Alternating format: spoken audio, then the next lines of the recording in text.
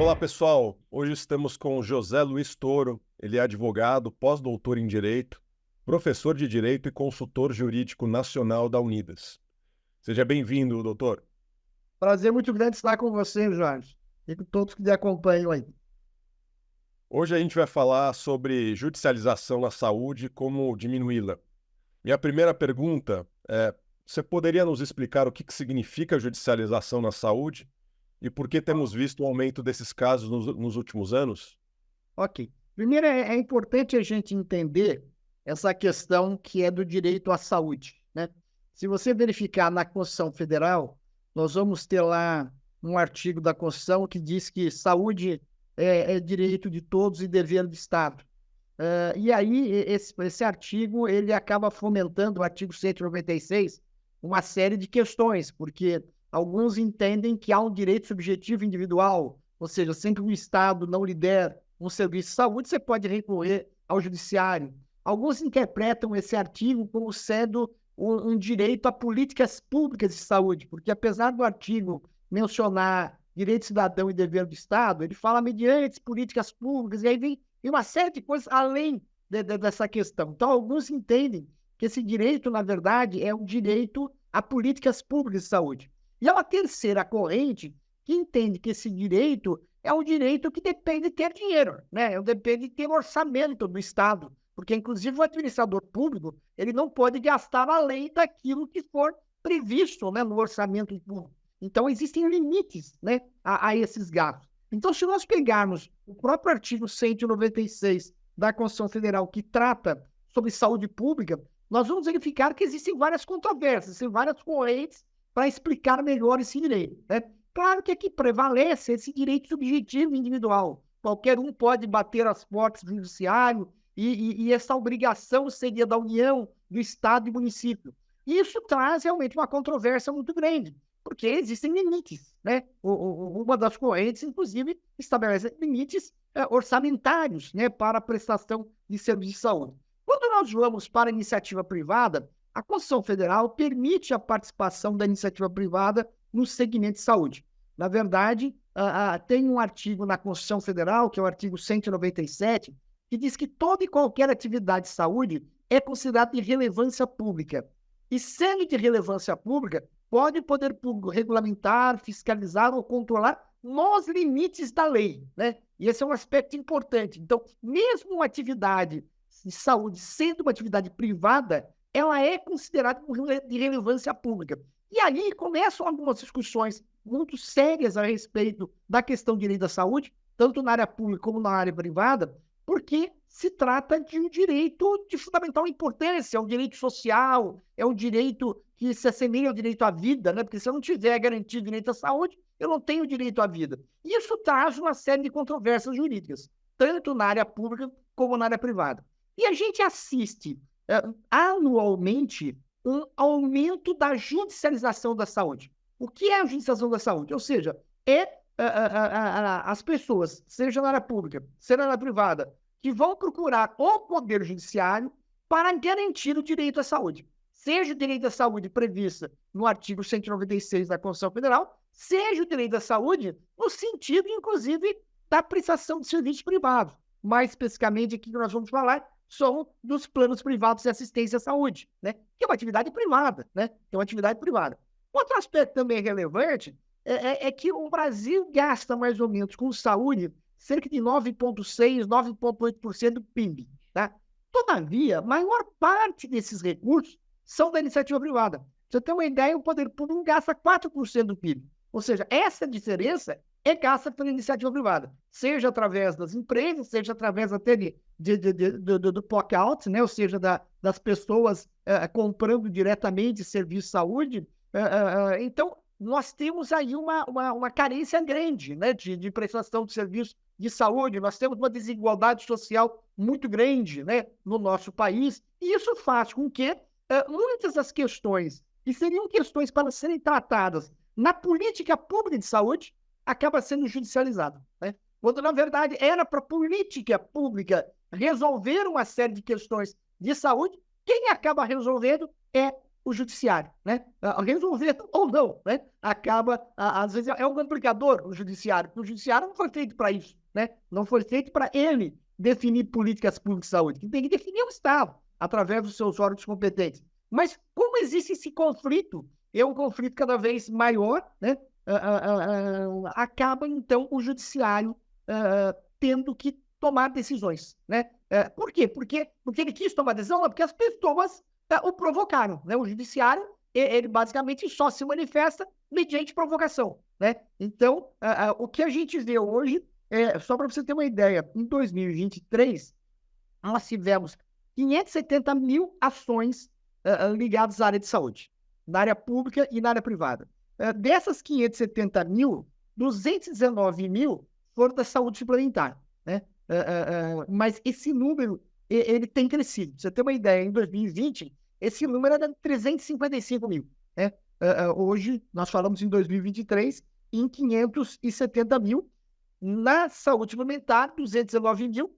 E já se avizinha, já se estima que para 2024, nós vamos ter na saúde suplementar cerca de 285 mil ações judiciais. E esses números, inclusive, talvez não sejam tão precisos, porque tem determinados tribunais que não classificam corretamente, esse número deve ser maior, talvez, né? Mas esse é o número que a gente tem no FONAJUS, que é o Fórum Nacional de Judicialização da Saúde, ou seja, os próprios juízes hoje estão muito preocupados com essa questão, e a gente percebe que, ao contrário, por exemplo, que a gente aprende lá, eu aprendi com um professor lá em Coimbra, que a regulação da saúde se dá através da lei, se dá através de uma agência reguladora ou de agências reguladoras, se dá através de contratos, né? Só que aqui no Brasil, nós temos um outro fator, a judicialização. A judicialização acaba também impactando, né? Acaba também impactando esse mercado da saúde suplementar, especificamente, ou o mercado da saúde de uma maneira geral. Por quê? Além da lei, além das agências, além dos contratos, nós temos também a interferência do judiciário, né? Muitas vezes estabelecendo coberturas, estabelecendo procedimentos, estabelecendo obrigações que não necessariamente estão previstas na lei, que não necessariamente estão previstas no contrato, que não necessariamente estão previstas, tem agências reguladoras, né? Nós temos aqui em São Paulo, por exemplo, um Tribunal de Justiça que julga muitas vezes de forma contrária à Agência Nacional de Saúde Suplementar. Para você ter uma ideia, tem um estudo recente da Fundação Getúlio Vargas que fala sobre a judicialização da saúde em São Paulo, e ele chega à conclusão que boa parte dessas decisões judiciais não leva em consideração a lei, não leva em consideração a agência reguladora, não leva em consideração o contrato, mas leva em consideração a jurisprudência do próprio tribunal, né?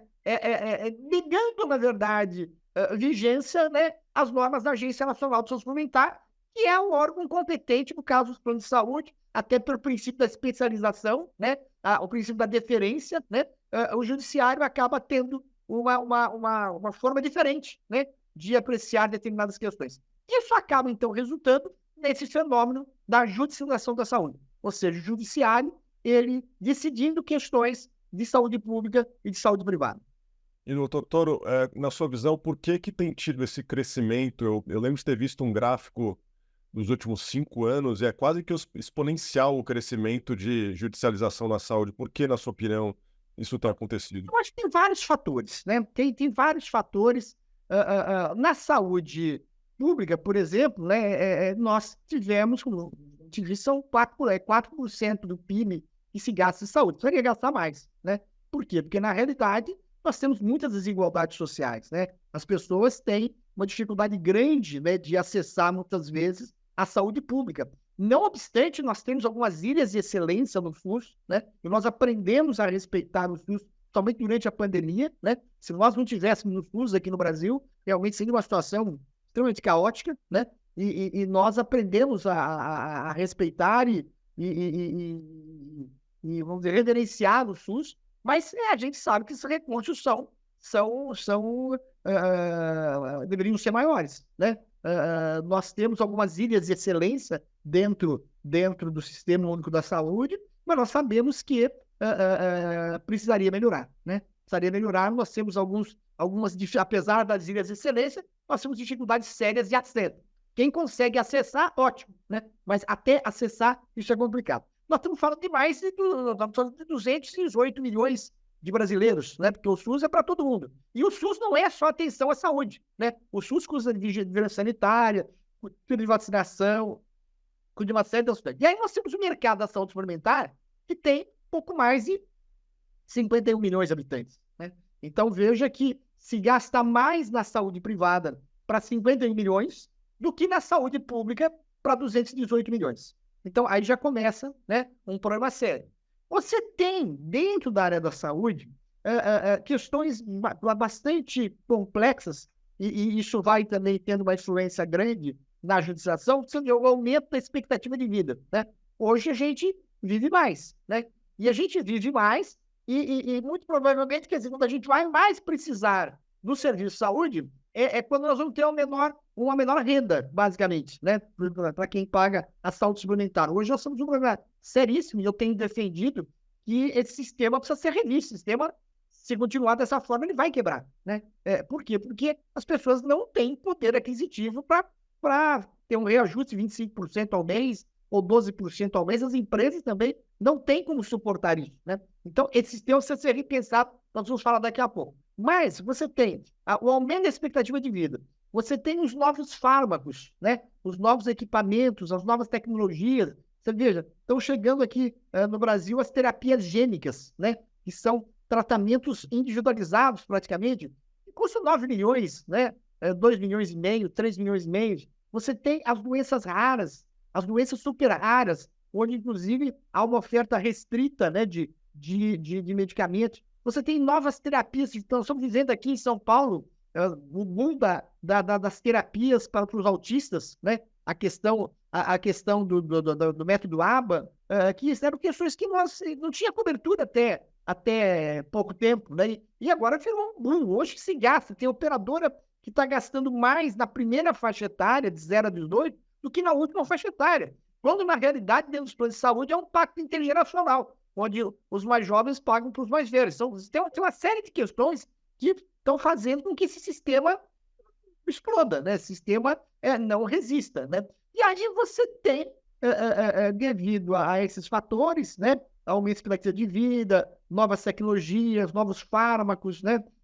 Você tem, claro, depois da pandemia, nós tivemos, durante a pandemia, teve realmente as pessoas fugiram do hospital, aquela coisa toda, mas nós tivemos de efeito rebote da pandemia, né? Ou seja, as patologias em decorrência da pandemia. Hoje está todo mundo mais preocupado com saúde, então hoje se demanda mais essa questão de saúde. Isso é um mercado muito, muito importante, né? E aí, muitas dessas coisas acabam gerando conflitos, né? Conflitos com o Estado, conflito com a iniciativa privada, e esses conflitos acabam desaguando aonde? No judiciário, né? E aí você vê uma demanda cada vez maior, né? Para que o judiciário, que não é o poder, vamos dizer assim, preparado para isso, né? O poder judiciário, ele acaba tratando de demandas individuais, não de demandas coletivas, não de políticas, né? Mas ele acaba sendo demandado para isso, né? É ele que tem que acabar verificando. Então, você pega, por exemplo, questões assim terríveis que muitas vezes acontecem com administradores públicos, por exemplo, uma determinada cidade tem lá uma UTI que já está na sua exaustão, aí vem uma liminar, né, para colocar alguém na UTI. Aí o administrador público chega para o juiz e fala, tá bom, quem que eu vou tirar para colocar isso que o senhor mandou? Inclusive, isso me pena de prisão, né? Ou pena de multa, ou coisa assim. Quer dizer, são questões muito complexas, tá? São questões muito complexas. Você pega, por exemplo, nós tivemos, voltando aqui para a saúde suplementar, nós tivemos em 2022 duas leis muito complicadas, no ano político, no ano polarizado. Uma que estabelece o rol de cobertura, né? Que o rol hoje está na lei quais são os requisitos para a incorporação do rol. Isso é positivo, mas está nessa lei também, que é 14.307, que é de 3 de março de 2022, que tudo que for incorporado na Conitep, 60 dias após, ou seja, tudo que for incorporado no SUS, 60 dias após, entra para os planos de saúde.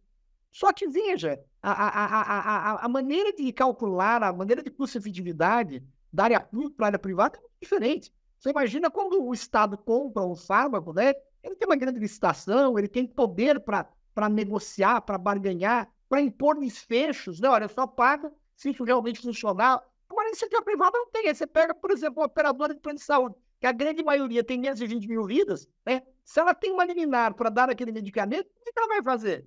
Um medicamento de 9 milhões de reais, por exemplo. Como é que ela vai fazer? Às vezes é o faturamento do ano dela, né? Ela vai ser obrigada a dar para uma única pessoa 9 milhões e ela não tem como negociar, como discutir. Quer dizer, então, essa lei que estabeleceu essa questão da Conitec, automaticamente e sem um controle de preço, ou seja, qual foi o preço que foi negociado aqui, qual é o poder que essas operadoras têm para negociar com a indústria farmacêutica, né? Que a indústria farmacêutica que é poderosíssima, quem é que pode fazer isso? Então, essa questão é absurda. A outra questão absurda que foi aprovada é a Lei 14.454, que foi aprovada a toque de caixa, que estabelece o extra-rol. Ou seja, além do rol do INSS, hoje também existe o extra-rol. Ou seja, como é que eu calculo o preço de um plano de saúde se eu não sei o que eu vou cobrir, né? Porque o extra-rol é qualquer coisa que tem uma demonstração de eficiência, alguma coisa que já foi aprovada na Conitec, mas a partir de 3 de março de 2022 já está resolvido. Alguma coisa que foi aprovada em algum outro país, né?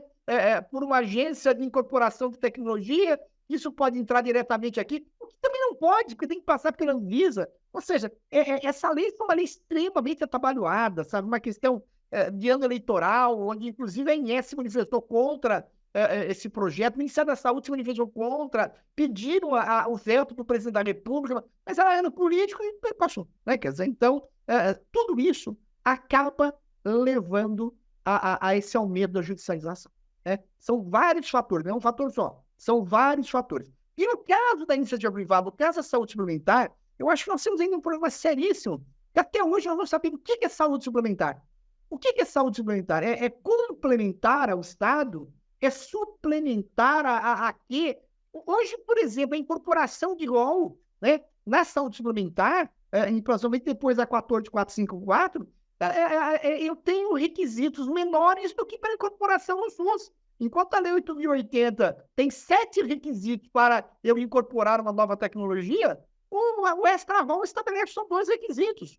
Quer dizer, então, na verdade, se estabeleceu para a iniciativa privada na 14.454 uma obrigação que nem o Estado tem.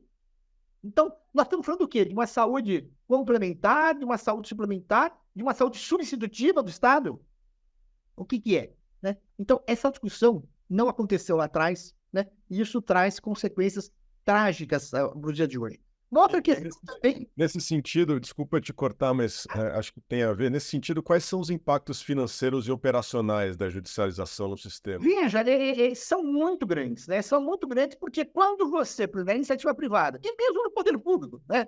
O poder público tem um orçamento, né? Que é estabelecido e o gestor público, ele tem dever de cumprir o seu orçamento. Eu não tenho números muito precisos com referência ao impacto da judicialização, mas no que concerne a saúde suplementar, você tem hoje 68% quase das operadoras com menos de 20 mil vidas, né? Então, esse impacto é realmente muito grande. E nós não temos, essa também é uma outra questão que tem defendido há muito tempo, a gente não tem um número preciso, porque as empresas não contabilizam isso de uma forma precisa no seu balanço, né? Quer dizer, a gente não tem, com exceção de uma ou outra operadora, a gente não tem isso em balanço, né? Não tem isso reproduzido, o impacto da judicialização, né? Mas o que a gente sabe é que você, quando lança um plano de saúde, você tem um cálculo atuarial, né? Esse cálculo atuarial leva em consideração o que você tem que cobrir, né? Na medida que eu tenho que cobrir coisas que não estão no meu cálculo atuarial, eu vou levar ruína esse plano. Um outro aspecto também que a gente precisa discutir é uma visão meio distorcida da prescrição médica, né? A prescrição médica, muitas vezes, ela é incontestável. A prescrição médica, às vezes, ela vale mais que título executivo extrajudicial. Já disse até o ministro Cuevas. Nós temos uma súmula, por incrível que pareça, uma súmula aqui do Tribunal de Justiça de São Paulo, principal tribunal da federação, praticamente, a súmula 102, dizendo que vale a prescrição médica. Ou seja, o juiz, ele vai dar a liminar, ele vai conceder uma tutela antecipada antes de ouvir a outra parte, antes de analisar o impacto da sua medida, pura e simplesmente através de uma prescrição médica. Quando não existe direito absoluto em área nenhuma, né? Não existe direito absoluto. Então, hoje há uma preocupação muito grande do judiciário, né, com a judicialização, e existem iniciativas muito louváveis no FONAJUS, né? Vai ter agora, inclusive, em junho próximo, uma jornada de direito da saúde do Centro de Estudos do Conselho da Justiça Federal, né? Os juízes, os ministros ligados à Justiça Federal estão muito preocupados com esses impactos, tanto da área pública como da área privada, né? Eu até tenho a honra de ter sido convidado para participar de uma dessas comissões, né, que estão analisando esses enunciados, né?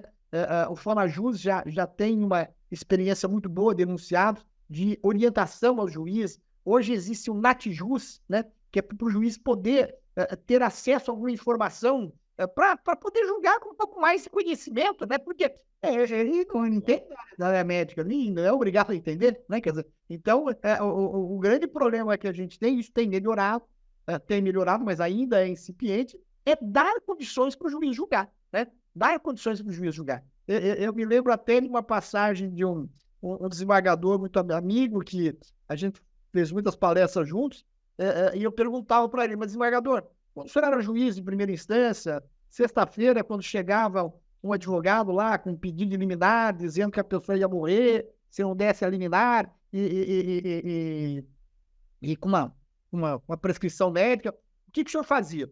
Ele falava, Toro, eu ligava para minha esposa. Eu ligava para sua esposa, por quê? Porque minha esposa é médica, né? Então, dependendo do que ela falava, eu dava ou não a liminar. Se ela fala, a pessoa pode morrer nesse final de semana se eu não der a liminar, se ela falava que sim, eu dava a liminar. Se ela falava que não, eu deixava para apreciar na segunda-feira. Eu falei, só que é o grande problema da justiça do Brasil é que os juízes e as juízes não são casados com médicos e médicas, né? Isso resolveria muito o problema. Então, isso hoje tem melhorado, mas ainda é incipiente, né? Então, hoje há uma tendência de uma especialização maior, né? Há uma tendência a varas especializadas, ao apoio técnico, né, dado para que o juiz possa tomar uma decisão, né? A prescrição médica, ela é importante, mas ela não é absoluta, né? E existe também essa questão do consequencialismo, né? Quer dizer, uma decisão que você vai tomar, que o juiz vai tomar, vai ter impacto na vida do Estado, do município, da União, das operadoras, né, da sociedade como tal. Então, há uma preocupação hoje muito grande dos juízes com a judicialização, né? Porque o aumento tem crescido, como você colocou, exponencialmente, né? E muitas vezes esses juízes são usados, né? Nós tivemos, por exemplo, a máfia da órtese e prótese, né? Isso aconteceu há alguns anos, onde os juízes estavam sendo usados, né? Quer dizer, então, um afã de proteger as pessoas estava se defendendo interesses aí econômicos, né? De quadrilhas e coisas nesse sentido. Então, tem muitos abusos, né? Tem muitos abusos. Então, não é fácil você ser juiz, né? Numa sexta-feira à tarde, para você apreciar ou não, liminar ou coisa nesse sentido. Não é uma coisa fácil. E nós, como sociedade, temos que garantir que os juízes tenham amparo, né? Para poder melhor decidir, né? Melhor decidir essas questões. E deixa eu pegar um gancho aqui, de certa forma você já mencionou aqui, mas em que medida a legislação atual protege o direito à saúde e como que ela contribui para esse fenômeno da judicialização? Então, veja, como eu mencionei, a própria Constituição Federal, né, quando trata do direito à saúde, ela estabelece o direito à saúde, mas nós não sabemos bem se é um direito subjetivo individual, se é o direito de políticas públicas, se é o direito subjetivo com limite orçamentário. Quando você vai para a área da saúde suplementar, você tem, então, por exemplo, um órgão como a Agência Nacional de Saúde Suplementar, que é um órgão extremamente especializado, né? E que muitas vezes os juízes acabam não seguindo a orientação do órgão especializado e acabam julgando por outros princípios, porque, como eu disse, saúde é um direito social, né? Saúde está muito próximo ao direito à vida. Então, traz realmente uma série de discussões, né? Mas a gente não pode esquecer que saúde não tem preço, mas a medicina tem, e alguém vai ter que pagar essa conta. Essa conta será paga ou pelo consumidor ou pelo contribuinte, não tem como escapar, né? E nós temos que garantir um tratamento isonômico, né? Um tratamento igual para todos. Então, se existem órgãos do Estado que estabeleceram determinadas premissas, quer dizer, todos devem seguir, né, essas premissas, essas deliberações, essas questões todas, porque a gente começa a ter cidadãos diferentes, né? Quer dizer, tem um que consegue um tratamento e outro não consegue. Um consegue fazer um tratamento em Cuba, consegue fazer um tratamento não sei aonde, com base eliminar, o outro não consegue, né? Quer dizer, e aí essas questões essas questões que são ligadas ao welfare state, né? O estado de bem-estar, o estado social, nós sabemos que muitas vezes aquelas pessoas mais aquinhoadas que têm acesso à justiça, né? Que têm acesso a bons advogados, para discutir determinadas questões, enquanto a maioria da população não tem, né? Não tem. Então, você começa a ter cidadãos, né, de níveis diferenciados no acesso à saúde. Então, isso decorre da lei, decorre da interpretação do judiciário. Algumas leis mal feitas, né? Algumas leis não são claras, né? Algumas questões suscitam dúvidas, mas mais do que isso, é mais essa questão muitas vezes, essa visão social, né? Tem até um juiz muito amigo que ele usa a expressão que às vezes se julga pelo direito do coitadinho, né? Quer dizer, então a análise não é uma análise sistêmica, né? Do setor de saúde. Não, mas a pessoa tem que ter, tá certo que o plano não está obrigado, mas a pessoa tem que ter. Mas o plano não está obrigado, tem que ir para o Estado. É o Estado que tem o dever de fazer, mas o Estado não consegue, né? Então, você começa a ter, às vezes, uma visão meio do coitadinho, né? E não uma visão sistêmica da saúde.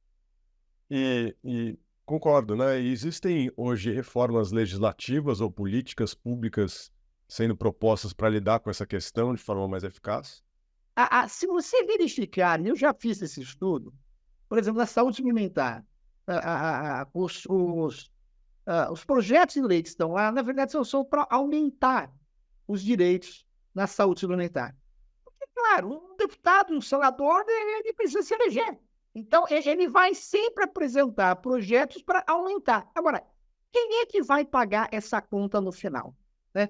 Então, vamos falar da saúde suplementar hoje. Ninguém consegue pagar essa conta, né? Quanto mais direitos eu colocar, e é louvável que você coloque, quanto mais direitos você colocar, mais caro vai ficar um plano de saúde. E quem é que vai pagar? Quem é que paga esse plano de saúde? São as empresas e os consumidores, né? Agora, qual é a capacidade de pagamento, né, das empresas e dos consumidores, né? Então, a gente está tendo um problema seríssimo hoje, né, de uma crise no setor, que a gente está vendo um fenômeno de downsizing, né? Ou seja, as pessoas saindo de planos top para planos inferiores e assim vai indo, né? Até que ela consiga um plano que se amolde, né, ao que é o bolso dela, né? E aí, às vezes vai tirando os mais novos, vai deixando só os idosos que precisam, né? Contrariando essa lógica de mutualismo, né? Porque só aqueles que precisam é que vão ficar. Veja, isso vai estourar, isso vai quebrar, não tem jeito. Essa lógica não funciona, né?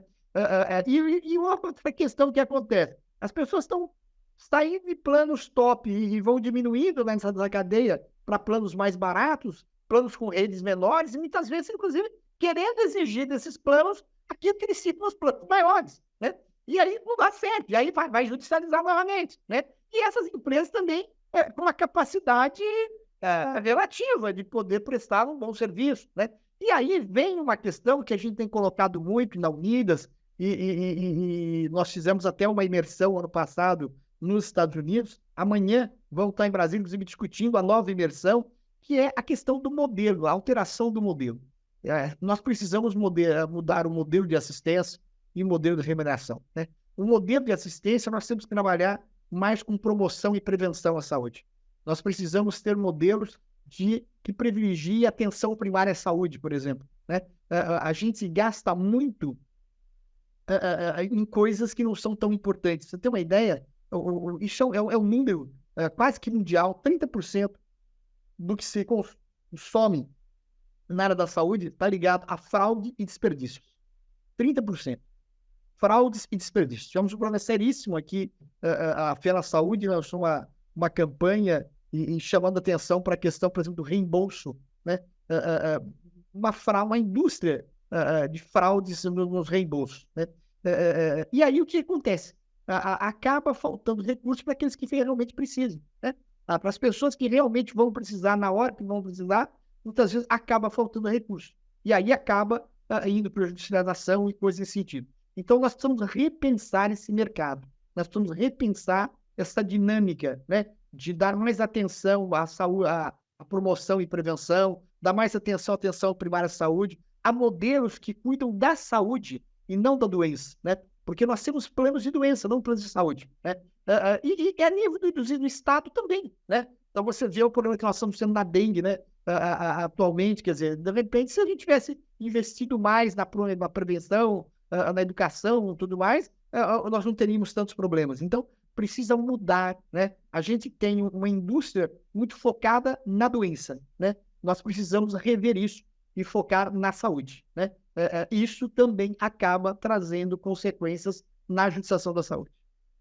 Sim, você mencionou aí uma série de propostas para resolver esse problema.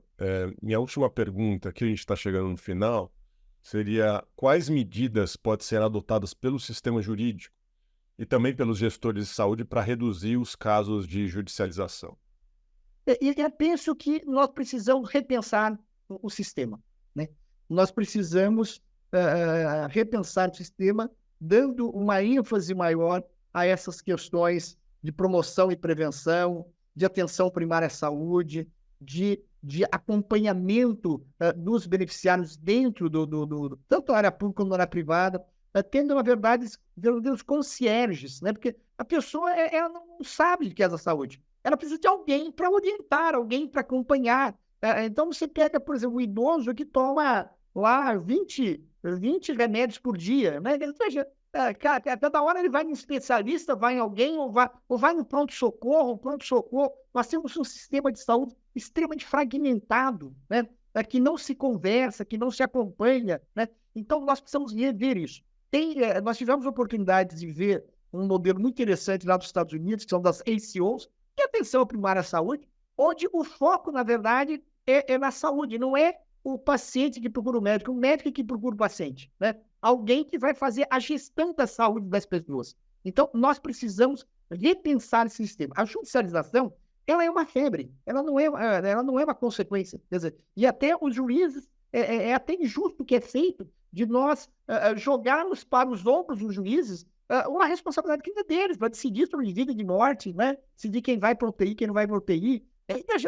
Isso não é atribuição da magistratura. Quer dizer, não é. Eu tenho sido convidado para falar no Brasil inteiro sobre esse assunto, inclusive em algumas escolas de magistratura. A gente percebe que são aqueles 12 trabalhos de Hércules, né, que a gente coloca para o juiz decidir isso, né? A judicialização é uma febre.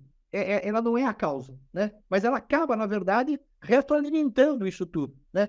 Então, o princípio da igualdade e coisas e tal. Agora, o que nós precisamos como sociedade, rever o sistema de saúde, discutir como sociedade, que saúde que nós queremos, quanto que nós queremos pagar, como é que nós queremos pagar, como é que nós vamos tratar, por exemplo, a questão das doenças raras, as doenças super raras, a questão dos autistas, como é que nós vamos tratar isso? Porque deixar para o judiciário resolver isso não vai dar certo, né? Ele não é o órgão competente para resolver essas questões. Fantástico, doutor Toro. Muito obrigado pela presença, uma verdadeira aula hoje sobre judicialização e direito na saúde. Muito obrigado. É um prazer falar com você, Jorge, e todos que me acompanham.